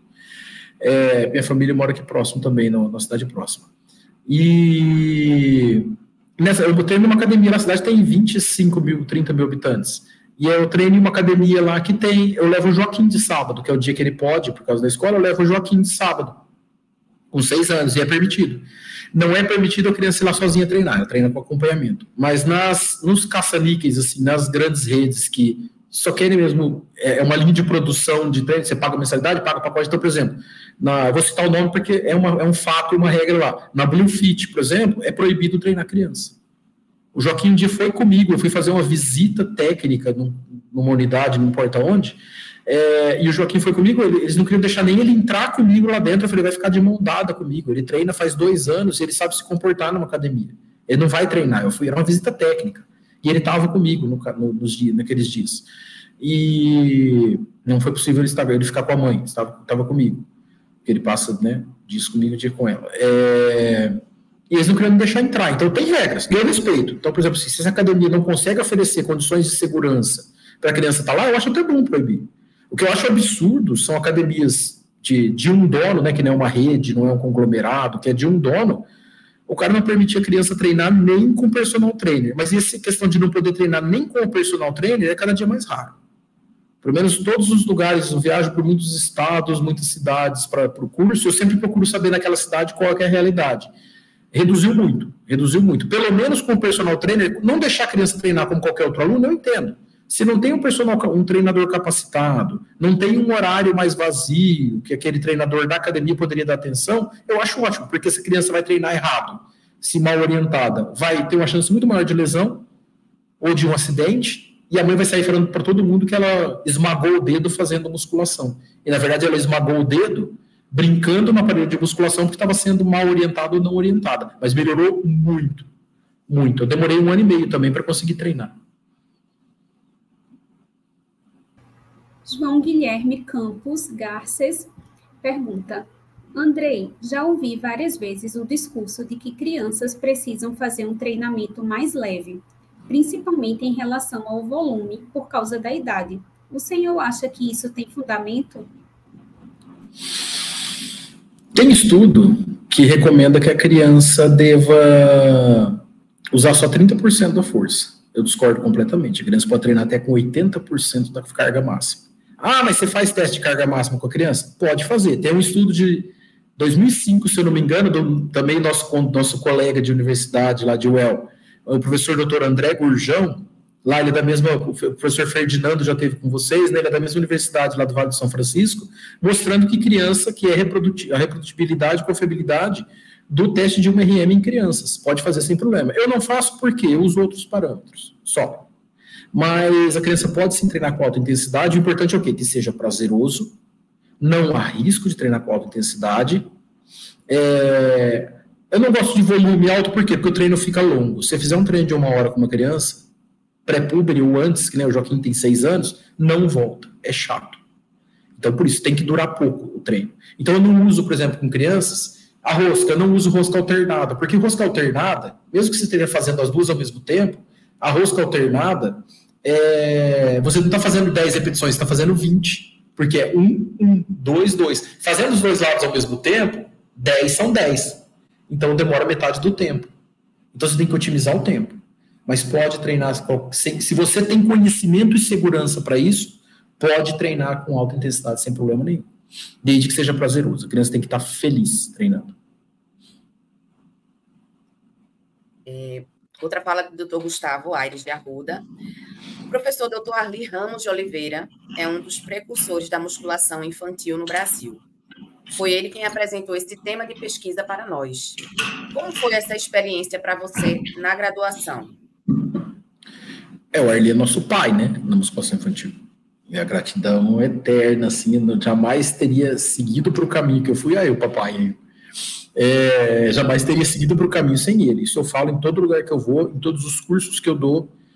E para ele, inclusive, sempre falo isso, e quando sempre a gente pode se encontrar ou online. Não estaria sem ele e o professor João Júlio Garavello, não estaríamos aqui. Provavelmente nem o Gustavo, nem eu, falando sobre isso. O Arli tinha recém-chegado, né? Ele é contemporâneo do Sérgio Gregório, lá nos Estados Unidos, no doutorado, né? Sérgio na fisiologia, o Arli no treinamento de crianças. E ele chegou lá, todo mundo achando que ele era maluco, porque queria pôr criança para treinar peso. E ele encontrou 2 malucos, tão malucos quanto ele, lá na UEL, no primeiro ano de faculdade, eu e o Sid Clay, que se formou junto comigo. E falou, bora? Eu falei, vamos, adorei a ideia. E ele fez um tribunal do júri, que era uma prática que tinha lá nos Estados Unidos, onde ele fez, dividia a sala em 2, metade ia defender a musculação para criança e metade ia criticar. E a gente, por sorte, por destino, caímos no grupo que ia defender. Um mês depois, nós já estávamos começando a escrever o artigo e formando o projeto. A gente atendeu mais de 400 crianças em 3, 4 anos de projeto, que depois continuou, né? Então, assim, jamais estaria onde eu estou sem o Arli. E em todo lugar eu falo isso, o professor Valdemar Guimarães sempre fala dele em todos os cursos, quando fala de criança, fala do Arli, e sempre vou falar do Arli, do João Júlio, são os 2 caras que despertaram isso, que toparam enfrentar isso. Falou, o negócio é o seguinte, tem 20 anos de evidência científica, e é isso que é assustador quando nossos colegas de profissão são contra a criança treina força. Porque lá em 99 já eram 20 anos de evidência científica, ou seja, hoje são mais de 40 anos de evidências científicas a favor do treinamento de crianças, e colegas de profissão formados, o diploma é um alvará de que você tem o conhecimento mínimo possível para atuar na profissão, e os caras estão desonrando o diploma, o cara que fala contra. Né? Ele está desonrando o diploma dele, porque ele não está seguindo o mínimo da ciência. Então, o Arli me deu essa visão acadêmica. O Arli, o professor Abdala, né, Júnior, que foi minhas 2 linhas de exemplo na graduação, que eu não teria virado, eu acho que eu não teria me formado sem os 2, porque a maioria tinha um perfil muito de esporte, eu não tinha esse perfil de esporte, tinha esse perfil de academia, e não tinha existia quando eu estava na graduação, uma clínica de personal trainer em Campina Grande, que era do professor, eu lembro do sobrenome dele, que é Peruca Deliberador, não lembro o primeiro nome dele, era a única clínica de personal, era uma coisa assim, se fosse hoje, é uma coisa que custaria R$4 mil por mês, era um negócio de quem era muito rico, não tinha personal trainer no país. Então, graças ao Arli, eu acho que eu concordo com o Gustavo, só estamos aqui por causa dele, falando disso. Top Vôlei Olinda comenta o mercado e seus nichos e subnichos que não são explorados por profissionais que preferem fazer o que todos fazem. Mais fácil seguir a moda ao invés de abrir mercado. Então, para a profissão, eu acho horrível isso de 90% e todo mundo atender adulto jovem de classe média que faz academia. Para mim, é ótimo, eu tenho pouquíssima concorrência, então a minha concorrência é bem pequena. Mas é uma pena, porque falta disponibilidade minha, e eu fico muito feliz, porque nos cursos, então um curso geralmente tem 100 pessoas, 150, 200 pessoas. Em média, assim, fazendo uma média, tem curso que tem mais, curso que tem menos. E todo curso, seja no Acre, ou seja no Paraná, seja em São Paulo, eu recebo, tem treinadores que depois dá um feedback. Tem uma profissional de Tocantins, Zezinha é o apelido profissional dela, assim, não lembro o nome, que ela tem os filhos. Essa reportagem em Tocantins, em Goiás, dela, que ela sempre cita e fala. Então eu tenho muito orgulho porque ela se interessou por isso em um curso que eu dei. Então, assim, mas isso é igual, né? Vocês, quem é professor, professora, vocês veem isso também, né? Em cada turma, você tem, é isso que faz a gente não desistir de ser professor. Você tem aqueles 2, 3 alunos que quando se forma, você fala assim, velho, você fica feliz porque você quer que ele seja um baita profissional, mas você fala, já tá pensando pelo menos nos 2 aí, que você fala assim, não, ele vai se formar, eu não acredito, não, fica mais uns 2 anos, que é aquele que tem o braço direito do teu projeto, do teu orientador, você dá bolsa, você dá... Então esses é que a gente tem que focar e fazer valer a pena. Então esses que têm a visão e que a gente conseguiu num curso, numa palestra, numa fala, motivar ele de falar assim, eu só fui para isso por tua causa. Essa é a função do professor. É você motivar, você abrir... Não é fazer que nem o coach, de mentir para ele. A gente motiva sem mentir. Então é fantástico quando o professor... Como a gente tem... Eu falo que isso é o que eu sinto falta nessa fase que eu não estou em nenhuma graduação, que é de você influenciar de alguma maneira a vida de tantas pessoas. A oportunidade que a gente tem como professor é incrível, por isso que a gente tem que ser muito responsável. Mas o quanto a gente pode transformar a vida com uma palavra. Eu tenho uma profissional excelente em Campina Grande, que foi me orientando e foi meu braço direito por alguns anos na musculação infantil, no projeto, que ela, Saskia Valadares, professora Saskia Valadares. Ela sempre fala que, em vários lugares que ela fala assim, eu mudei a visão da educação física que ela tinha. O professor Yasser Barros, também de Campina Grande, o professor Diego Cavalcante, que hoje é um professor do Departamento de Educação Física, foi meu aluno de mestrado e trabalhei com ele no TCC também. Ele fala assim, você mudou, eu estava prestes a desistir do curso, você mudou minha visão. Quando vem um aluno trazer isso, né, vocês sabem o que é isso, quem é professor sabe o que é isso, é transformador. Você fala assim, é por isso que eu virei professor. Virei não, né? Você nasceu professor e você não sabia. Mas por isso que eu ainda sou professor. É fantástico. Verdade, professor Andrei, concordo. Agora, Francis Paula Cantieri, com relação à avaliação física, tem muita diferença do adulto e a periodicidade é a mesma? Eu não faço, mesmo no adulto, eu sou contra aquelas avaliações que eu faço lá 3 horas de avaliação. Eu só avalio o que realmente é necessário. Então, por exemplo, assim, para essa condição dessa pessoa hoje, sabendo o histórico, da anamnese, né, que não me traz dados técnicos, me traz... A anamnese me conta quem é a pessoa, né, o histórico, quem ela é. A avaliação me conta como a pessoa está. Então é como um carro. A anamnese me conta ano, modelo, quanto esse carro já foi usado, quilometragem, tal. A avaliação é que o mecânico vai lá examinar o carro para mim, para ver se ele está bom para eu comprar. Né? Então, a anamnese é bem rigorosa, bem ampla. A avaliação, eu não pego, por exemplo, uma criança de 6 anos, aquele exemplo que eu dei, uma criança de 6 anos que eu conheci que está com obesidade grau 5. Eu não pego essa criança e faço circunferência nela. Porque ela está com obesidade grau 5, pô. Por que... mas aí os parâmetros... Outra coisa que eu não faço. Academicamente tem que fazer, senão você não vai publicar teu artigo nunca. Agora, no dia a dia, eu não uso tabelas e parâmetros. Por quê? Se eu pegar lá, por exemplo, tabela que é referência para mim, assim, das curvas, lá, os percentis, do Bertanha e da Joana, que foram nossos professores lá na UEL, do Guedes e Guedes. Será que se eu pegar aquelas crianças de 3 décadas atrás, de 2, 3 décadas atrás, de Londrina, que foram avaliadas por ele, muito bem avaliadas, claro, e ótimos profissionais e ótimos pesquisadores.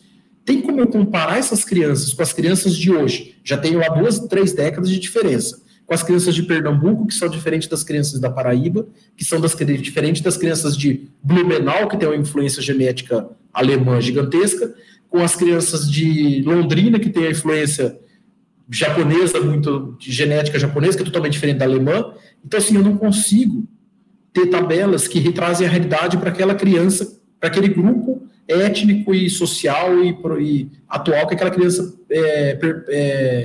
participa. Então, eu faço nas minhas crianças a avaliação a cada 60 dias. No início, eu faço a cada 1 mês. Os 3 primeiros meses eu faço a primeira, aí eu descarto a primeira quando tem testes motores, quando é só medidas, eu faço a primeira, dali 1 mês faço de novo. E eu faço o que? Você não usa percentis, que você não usa tabela de referência, o que você faz? Comparo a criança com ela mesma. Assim como na prática, a criança está... Isso não pode ser utilizado para pesquisa, né? Quem trabalha com pesquisa sabe, é óbvio que você não vai publicar nunca isso, mas eu não quero publicar, eu quero atender nesse caso. Então, assim como ela percebe de um dia para o outro, nossa, professor, estou conseguindo o tio, ou sei lá do que ela te chama, eu estou conseguindo pegar tantos pesos, nossa, era difícil, agora eu acho fácil esse peso, essa volume, essa carga, o exercício mesmo, achava difícil de fazer, agora achou ele fácil, a mecânica ficou mais fácil. Assim como isso acontece na prática, vai ver os resultados e falar assim, você tinha isso de gordura, agora você tem isso. E tem que tomar muito cuidado na avaliação, o que é importante com a criança, que é um erro que acontece também com os idosos. O personal vai lá e avalia o idoso e vai, na hora de usar a tabela de referência, da IMC de dobras cutâneas de idoso, olha na tabela de adulto jovem. Então, por exemplo, principalmente dobras cutâneas, com criança e idoso, tem que tomar muito cuidado, porque na hora de pinçar, o idoso você pode rasgar, perder na hora de pinçar. E a criança, o que acontece muito, principalmente que você quer usar algo não invasivo, né? Então você vai usar na criança, lá, por exemplo, você vai usar panturrilha, tríceps e abdômen, para não precisar deixar a criança com menos roupa que isso ou tirar mais a roupa. Outra combinação, né? Que é panturrilha, tríceps e subescapular. De você pinçar o tríceps da criança, é muito fácil você pegar o tríceps junto na hora de pinçar, porque é muito molinho. O Joca, que já treina faz 3 anos, não, mas a criança que não tem treinamento, é muito molinho, você pega o tríceps junto, a mesma coisa o idoso, você belisca a musculatura junto lá. Então tem que aprender a avaliar a criança, treinar muito para avaliar a criança, e tomar cuidado com essa questão das referências. Por exemplo, o IMC, só a gente usa o IMC para fazer avaliação. O IMC serve, na minha opinião, o IMC serve para calcular tendência, para avaliar tendência, e não para individual. Porque o IMC sendo usado individual, um fisiculturista, que é baixinho e com aquela massa muscular, ele é um obeso sedentário. Porque ele tem 1,60 m, pesa 1,50 m, 1,60 m, pesa 100 kg. E você vai fazer a dobra? Não, mas aí você vai fazer o cálculo de IMC, ele é um obeso. E ele tem 5% de gordura, 3% de gordura. Então tem que tomar cuidado com isso, das referências, porque o IMC serve para tendência, por exemplo. Então, com o que você vai usar e se realmente aquilo é necessário. Que eu vejo hoje gente fazendo com essa onda do terrorismo biomecânico, fazendo avaliação de 3 horas. O cara falando assim, ele tem um desvio de postura, um desalinhamento, bota na avaliação postural, tem 1 grau de desvio. 1 grau de desvio, a iluminação causa até 3, 4 graus de desvio, e não é patológico, mesmo que for um desvio. Mas aí ficou 1 hora fazendo a avaliação da postura do cara. Então tem que tomar cuidado só com isso, para entender que crianças são diferentes de adultos e não usar mais do que necessário.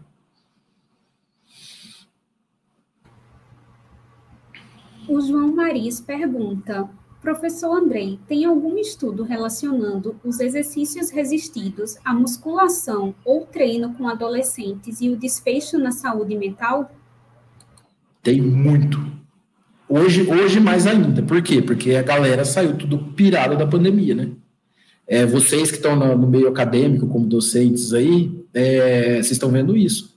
Na minha época de graduação, era 20 anos atrás, é muito tempo, mas você pegar 10 anos atrás, quando eu entrei na UEPB, não tinha o que a gente tem hoje.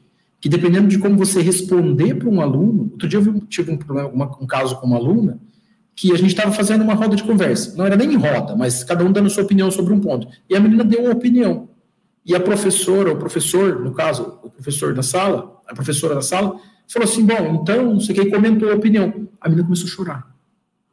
Eu falei, que essa menina está chorando? Eu estava assistindo essa aula.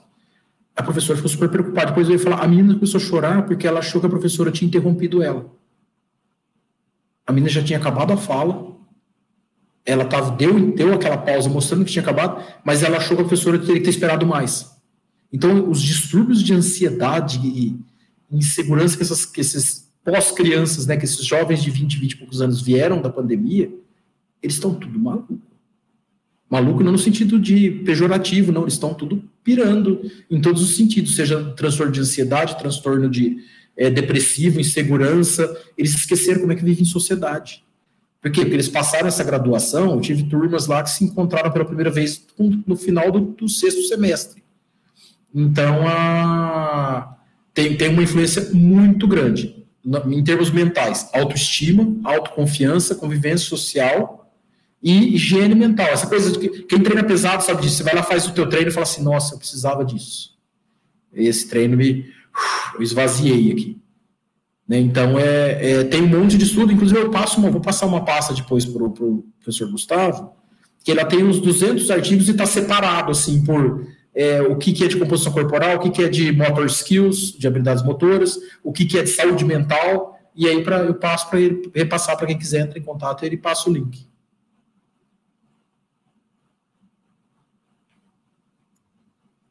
Outra pergunta do Dr. Gustavo Aires de Arruda.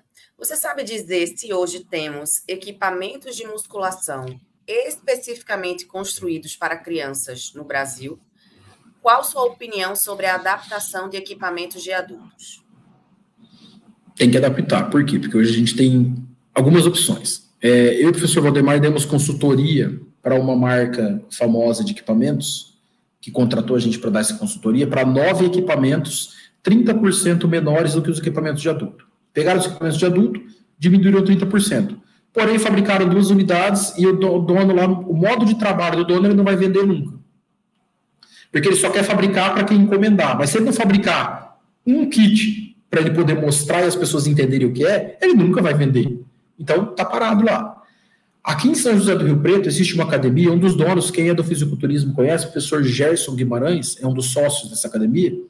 Eles construíram, ele e a sócia dele, chama Gerações Physiotrainer, essa academia. Eles têm equipamentos 50% menores. Eles construíram um kit também, são acho que 12 equipamentos, eu fui lá conhecer, no meu Instagram tem foto minha nessa academia, mostrando esses equipamentos. São fantásticos, em termos de mecânica, são fantásticos. Eu tenho um problema com peso, eu acho que tem pouco peso. Subestimaram as crianças na hora da carga, na hora do peso. Então, eu tenho plaquinha de meio quilo, é ridículo. Criança, placa de 3 quilos pelo menos, o Joaquim começou com 5 anos treinando com placa de 3 quilos. Então, meio quilo é ridículo para criança. Mas, mecanicamente, são muito bem construídos, o estofamento automotivo, com pintura sensacional automotiva também, muito, muito, muito legal. Chama Gerações Physiotrainer, aqui em São José do Rio Preto. Então, eu tenho uma sala de musculação infantil, é a única no Brasil. É a única sala de musculação infantil no Brasil. E um colega de São Paulo também, que entrou em contato, iniciei uma consultoria com ele, que ele tem interesse em começar a fabricar. Vale a pena para uma academia pequena? Na minha opinião, não. Você vai gastar 70 mil para montar uma sala de musculação para criança. Você vai precisar de um espaço do tamanho da tua sala de musculação atual para poder atender as crianças. E vai gastar mais, então estou pensando como empresário. Não. Aonde eu acho muito interessante? Em colégios que estimulam muito o esporte, por exemplo, lá em Campina Grande tem o colégio Motiva, que preza muito pela competição esportiva. O treinamento de força dessas crianças atletas deveria ter um espaço, então vale a pena e é recomendado. E clubes ou associações esportivas que têm iniciação esportiva ou que têm prática de atividade física com crianças, nesses casos. Então, eu acho que aonde não tem isso, então, por exemplo, nos lugares onde não é possível, como, por exemplo, a academia que eu treino com o Joaquim aos sábados lá aqui em Copiaçu, nesses lugares é adaptação. O que é adaptar? Você tenta vestir o equipamento na criança, você coloca a criança no equipamento e vê se é possível ela fazer. Então, por exemplo, um voador. Bota o Joaquim lá com 6 anos, não dá, ele não alcança. Não tem como eu regular para ele. Então, é possível regular essa máquina com o que ela tem para a criança? Tem detalhes. Então, por exemplo, o leg press. Se a perninha dele alcança lá na plataforma, eu prefiro leg press de trilho do que aquele de plataforma. Se a perninha dele alcança no leg 45, eu vou ver o quê? Posicionamento. Aí eu faço essa regulagem com colchonete. Aí dá. Mesmo não dando para regular de fábrica, eu adapto. Agora, por exemplo, o voador, que ele vai ficar com os bracinhos abertos lá, não tem como ele fazer uma posição correta, não usa. Usa peso do próprio corpo ou peso livre. Então, são poucas as opções, pouquíssimas, quase nulas as opções que a gente tem hoje disponível. Tem uma fábrica, comercialmente, tem só uma fábrica uma empresa da Austrália que chamava Play Kids, agora chama WOD Toys, que ela mudou o nome para ficar mais comercial por causa do WODs, né, do Workout of the Day, do CrossFit. Ficou mais comercial, mas são brinquedos, não são equipamentos. O galera que trabalha com levantamento, tem um Instagram que chama OLY, for número 4, Kids. Eles trabalham com levantamento de peso, crianças, levantamento olímpico, perfeito o trabalho deles, muito legal, muito interessante. Eles usam esses equipamentos na iniciação, que são brinquedos que já têm os formatos dos equipamentos e que é possível usar. Mas não tem nada disponível, então até lá a gente adapta. Primeira coisa, segurança. Então o Joaquim, por exemplo, é uma criança de 6 anos que tem responsabilidade o suficiente para carregar o peso dele, para manipular o peso dele. Então a gente ensina segurança para a criança, cuida da segurança da criança e adapta o que é possível. Ótimo. Perfeito, professor. Agora a gente está se encaminhando para a finalização. Então, eu queria agradecer novamente a sua participação aqui conosco. Foi de grande valia todas essas informações, né, que o senhor conseguiu passar. Deixa um momento também para a sua fala, mensagem final, despedida. Fique à vontade. Eu me coloco à disposição, agradeço muito, eu estava com saudade de falar para os outros, assim, que eu não tenho feito muito isso nessa... Eu tenho um amigo que ele brinca, que ele falou que eu estou num ano sabático. Eu falei, não, eu não sou rico, assim, para poder tirar um ano sabático. Mas me coloco à disposição, fico muito feliz sempre que é possível, né, defender o estímulo, de estimular as crianças da maneira correta, sem ser competitivo, sem humilhar ninguém, sem que a criança se sinta pior ou melhor que a outra. Então isso forma bons cidadãos também, né, de mostrar que ele não precisa ser o craque do time para poder jogar futebol com prazer. E o craque do time pode jogar futebol de uma maneira divertida com alguém que não é tão craque quanto ele. E o treinamento individualizado, a musculação principalmente, o treinamento de força individualizado mostra isso. Então eu fico muito feliz com cada oportunidade que eu tenho de falar sobre o tema que eu sou apaixonado há mais de 20 anos. Eu sempre, além de falar da musculação, como eu falei no final da minha apresentação lá, né, de falar o que eu acredito, o que eu defendo. Isso é muito importante, quem está na graduação, de não abra mão dos seus valores. Não interessa se todo mundo estava falando que era besteira treinar criança. Treinar criança é o que me sustentou nos últimos 20 anos, e me sustenta até hoje. Então, acredite, né, eu falo que seja que nem o Don Quixote e o Sancho Panza, né? Me pergunta, eu tenho uma panturrilha, eu tenho a tatuagem do Don Quixote, uma das tatuagens, e a senhora falou assim, por que você tatuou? Eu falei, porque eu acho que aquelas pessoas deveriam ser que nem ele. Porque é um maluco, o Don Quixote é um maluco, que ele via o moinho achando que era um monstro. Mas seja o Don Quixote com o Sancho Panza. Quem que é o Sancho Panza? Para mim, a história do Don Quixote e Sancho Panza, o que ele mostra para você? Que você deve sim lutar pelos seus sonhos e pelo que você acredita que seja verdade. Mesmo que todo mundo diga que você está sendo maluco por fazer isso, mas sem perder totalmente sua sanidade. Então, seja maluco, mas não seja insano. E o Sancho Panza é isso, porque o Sancho Panza estava lá todo momento, não deixava ele apanhar da galera que queria bater nele, que ele via que eram os guardas do monstro. O Sancho Panza, não, vem cá. E falava pro cara, ele é doido, né? Deixa ele. Trazia ele para cá para ele não ser morto pelos guardas. Então não deixava ele lá e ser atacado pelo moinho, que o moinho ia matar ele com uma pasada. Então ele deixava ele acreditava que ele queria, mas sem perder a sanidade. Então acho que meta para qualquer curso, não só para o nosso, para os alunos de graduação, profissionais que estão entrando numa área dentro da educação física que são novos, é isso. Não interessa todo mundo falando que você é maluco.